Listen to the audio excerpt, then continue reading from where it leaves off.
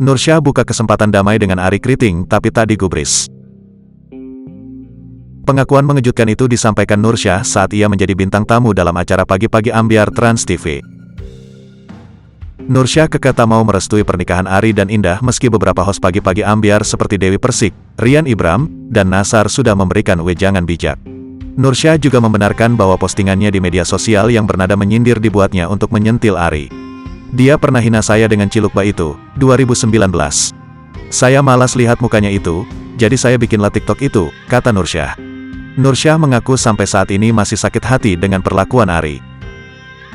Iya, masih berseteru, kata Nursyah dikutip dari YouTube Trans TV Official, Jumat, tanggal 2 Februari tahun 2024. Nursyah menyebut ia pernah memberikan kesempatan pada Arie Kriting. Namun tawaran Nursyah untuk berdamai itu tak diindahkan oleh sang menantu.